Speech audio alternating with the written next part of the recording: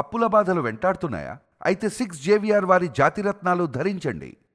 Hi, welcome to మన TV. నేను మీ మనోజ్. నిండు సభలో జనసేన అధినేత డిప్యూటీ సీఎం పవన్ కళ్యాణ్ వివేక హత్య కేసు గురించి ప్రస్తావించారు. సో నిందితులు ఎవరైతే ఉన్నారో వాళ్ళందరూ మనకి తెలిసినా కూడా మనం ఆ కేసును సాల్వ్ చేయలేకపోయామని చెప్పి ఆయన నిండు సభలో అసెంబ్లీలో ఎమోషనల్ అయిన పరిస్థితి. నిజంగా 2014లో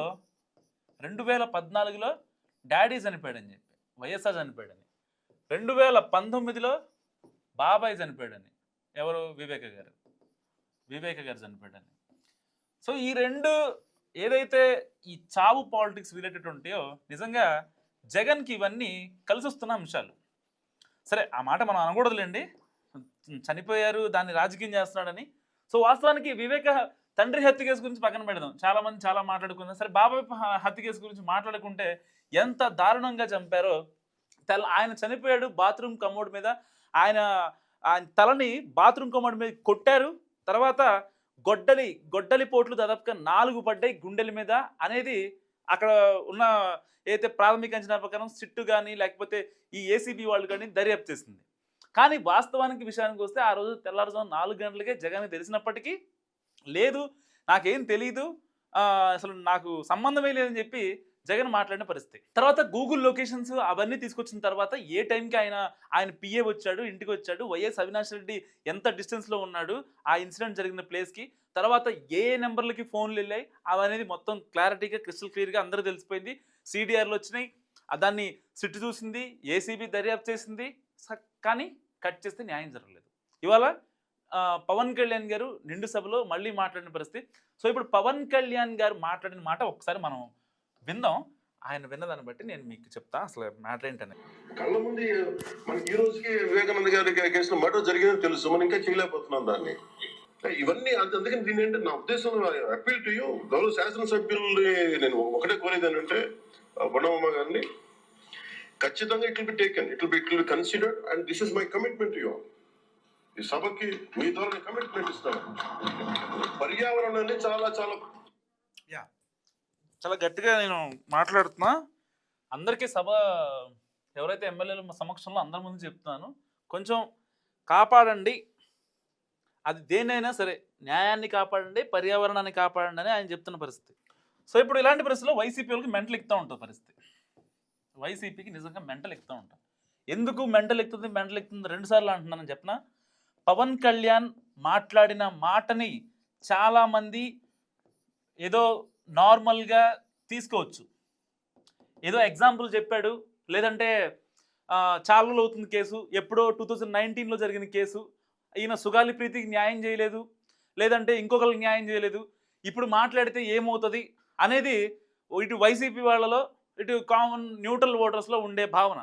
కానీ నాకున్న ఇన్ఫర్మేషన్ ప్రకారం జగన్కి ఎవరైతే హత్యలో ఇన్వాల్వ్ అయ్యారో చాలామంది నిందితులు ఉన్నారో, A1 నుంచి A10 వరకు ఎవరైతే నిందితులు ఉన్నారో వీళ్ళందరికీ కూడా నిజంగా ఇప్పుడు మూడినట్టే. ఇప్పుడు వీళ్ళల్లో చాలామంది బయట ఉన్నారు, బెయిల్ మీద ఉన్నారు. వీళ్ళందరికీ సిబిఐ ప్రత్యేక కోర్టు బెయిల్ మంజూరు చేసింది. వాళ్ళంతా బెయిల్పై ఇప్పుడు హనీమూన్ ట్రిప్లో ఉన్నారు. సో ఎలాంటి కాన్సిక్వెన్స్ వచ్చినా సరే మేము ఫేస్ చేయడానికి రెడీగా ఉన్నాం. సో ఇలాగే జరిగితే ఇంకొక 3 ఏళ్ళు, ఇంకొక 2.5 ఏళ్ళు ప్రభుత్వం కూడా మారిపోద్ది. ఆ తర్వాత మేము ఏదైనా చేయొచ్చు, మాకు ఇబ్బంది ఏం లేదు. సో మేము ఎంతకైనా తెగిస్తాం అనే ఇదిలో ఇప్పుడు ఒక రకంగా ఏదైతే వివేక హత్య కేసులో నిందితులు ఉన్నారో వాళ్ళంతా ఇప్పుడు బయట దర్జాగా తిరుగుతున్న పరిస్థితి. నిజంగా అంటే ఒక గాయపడ్డ సైనికురాలు సునీతమ్మ తన న్యాయం కోసం దాదాపుగా ఒక 6-7 ఏళ్ల నుంచి ఆవిడ అంత ఇబ్బంది పడుతున్నా కనీసం న్యాయస్థానాలు పట్టించుకోవు. ఇటు ఇప్పటికే సిబిఐ కానీ ఈ సిట్ కావచ్చు వీళ్ళందరూ దర్యాప్తులు చేసి చేసి చేసి చేసి వదిలిపెట్టేశారు.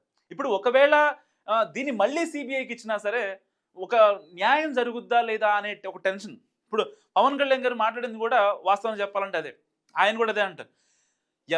చంపింది ఎవరో తెలుసు, అంతా మన దగ్గర డేటా ఉంది, సిడిఆర్ ఉంది, అక్కడ దానికి ఏ వెపన్స్ యూజ్ చేశారు, ఏ ప్రాపర్టీస్ వాడారు, ఎవరెవరిని యూజ్ చేశారు, చుట్టుపక్కల ఎవరున్నారు, 5 కిలోమీటర్ రేడియస్లో ఎవరు ఉన్నారు, ఎక్కడి నుంచి ఆదేశాలు వచ్చాయి, ఏ ప్యాలెస్ నుంచి ఆదేశాలు వచ్చాయి. సో ఇవన్నీ చాలా క్రిస్టల్ క్లియర్గా ఉన్నా సరే ఏం చేయలేకపోతున్నాం అనే భావన నిజంగా పవన్ కళ్యాణ్ గారు ఎమోషనల్. ఇప్పటిదాకా ఎవరు మాట్లాడలేదు. చాలామందికి ఒక డౌట్ ఉండొచ్చు, మరి ఆ రోజున 2016లో సుగాలి ప్రీతి కేసుకి న్యాయం చేయాలని పవన్ కళ్యాణ్ మరి వాళ్ళ వివేక హత్య కేసులో ఏ న్యాయం చేస్తాడో, లేకపోతే ఎలాంటి కాన్సిక్వెన్సెస్, అసలు ఈయన రాజ్యాంగబద్ధుల పదవిలో ఉన్నాడు, ఈయనకంటూ ఎలాంటి అధికారం లేదు. సో ఎలాంటి అధికారం లేని వ్యక్తి మాట్లాడినా సుఖమే ఉంది అనేది. కానీ నాకున్న ఇన్ఫర్మేషన్ ప్రకారం నిజం చెప్తున్నాను.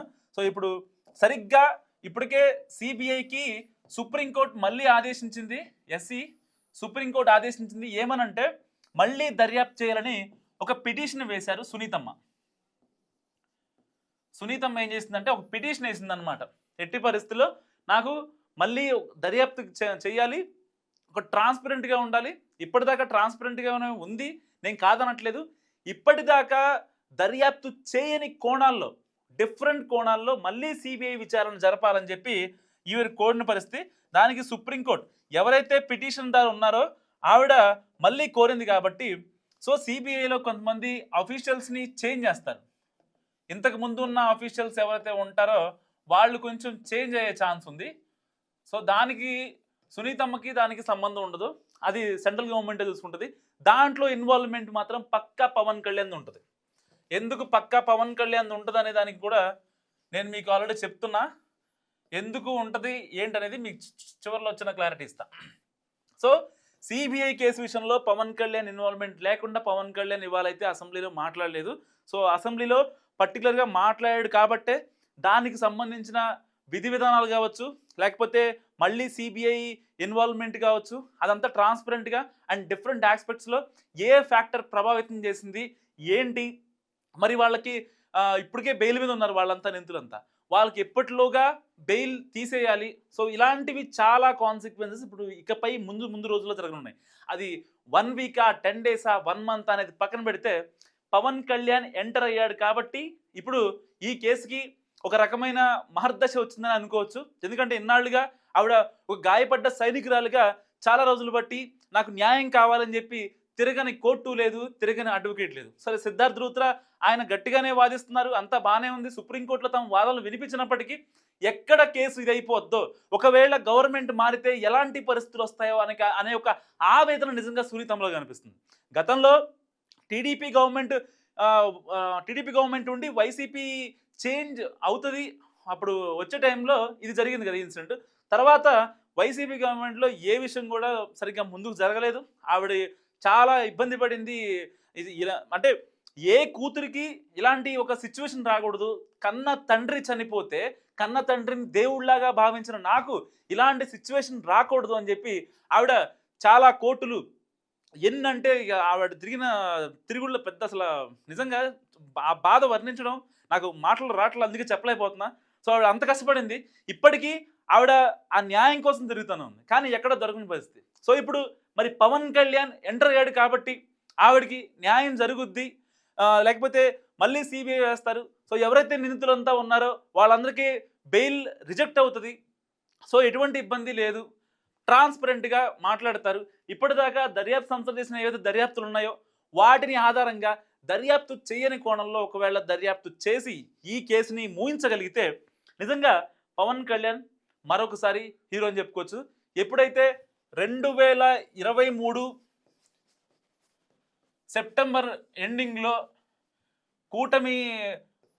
కూటమి కావాలి అని చెప్పి ఆయన అనౌన్స్ చేయడం, ఏపీ అభివృద్ధికి ఆయన తోడ్పడటం, ఇవన్నీ ఎంత సైమల్టేనియస్గా జరిగిపోయాయో, ఆయనకి డిప్యూటీ సీఎం వచ్చి ఆయనకి ఎంత హైప్ వచ్చిందో నేషనల్ లెవెల్లో పవన్ కళ్యాణ్ అంటే ఎవరైనా సరే అరే అసలు ఆయన స్థాయే వేరు, ఆయన మ్యానరిజం వేరు, ఆయన కల్ట్ ఫ్యాన్ బేస్ వేరు అనుకునే వాళ్ళంతా నిజంగా ఆయన ఒక అంత హైట్కి లేపుకున్నారు. సో నిజంగా వాస్తవం ఇది, మనం కొన్ని వాస్తవాలు మాట్లాడుకోవాలి. పవన్ కళ్యాణ్ ఇప్పుడు అదే తరహాలో ఇప్పుడు గనక వివేకా కేసును గనక సాల్వ్ చేయగలిగితే అసలు నెక్స్ట్ లెవెల్, ఇంకా మామూలు విషయం కాదు. ఇక అసలు ఆయన ఫేమ్ని ఎవరు ఆపలేరు. సరే ఎందుకంటే ఆ మాట అంటానంటే నాట్ ఓన్లీ వివేక, ఎవరికైనా న్యాయం జరగాలి ఏ కేసులో అయినా సరే. అంటే బాధితులకు న్యాయం జరుగుద్ది అనే ఒక భరోసా జనాల్లో ఉంటే బాగుంటుంది. బేసిక్గా ఇండియాలో చాలా కేసులు మనం చూస్తూ ఉంటాం. ఎవరన్నా పెద్దవాళ్ళు నిందితులుగా ఉన్నారంటే తప్పించుకోవడం చాలా కామన్. సో ఇక్కడ చనిపోయింది ఒక ఒక వివిఐపి పర్సన్. ఎందుకంటే ఒక మాజీ ముఖ్యమంత్రికి బాబాయి, ఒక దివంగత ముఖ్యమంత్రికి తమ్ముడు, సో కొన్ని పార్టీల చీఫ్లకి బాబాయి, సో ఇన్ని ఉన్నాయి కదా. అలాంటి విఐపి హత్యలో ఇన్వాల్వ్ అయింది కూడా విఐపీలే. So called YCP leaders, so and so people, వాళ్ళు మంచి ఇన్ఫ్లుయెన్స్ ఉన్న పీపులే. సో ఇలాంటి వాళ్ళు రెండు వర్గాలు, బడుగు బలహీన వర్గాలు కాదు కదా, ఒకళ్ళు హై ఒకళ్ళు లో అంటాం లేదుగా, రెండు ఈక్వల్గా ఉన్నారు. సో ఇలాంటి కేసుల్లో కనుక పవన్ కళ్యాణ్ ఇన్వాల్వ్ అయ్యి న్యాయం జరిగిందా, నిజంగా పవన్ కళ్యాణ్కి నేషనల్ లెవెల్లో మళ్ళీ క్రేజ్ రావడం ఏమాత్రం ఆశ్చర్యం లేదు. సో నేనైతే ఆయన మాట్లాడిన మాటలనే నేను సీరియస్గా తీసుకుంటున్నా. నాకు అనిపిస్తుంది ఎంతో కొంత మంచి జరుగుతుంది. సో పవన్ కళ్యాణ్ ఇన్వాల్వ్ అయ్యాడు కాబట్టి అని అనుకుంటున్నా. మీరేమనుకుంటున్నారో? వివేక హత్య కేసులో పవన్ కళ్యాణ్ ఇన్వాల్వ్ అయ్యేంత మాత్రం న్యాయం జరిగిద్దా జరగదా? నాకు మస్ట్గా కామెంట్ రూపంలో చెప్పండి. చూస్తున్నాను మనం టీవీ.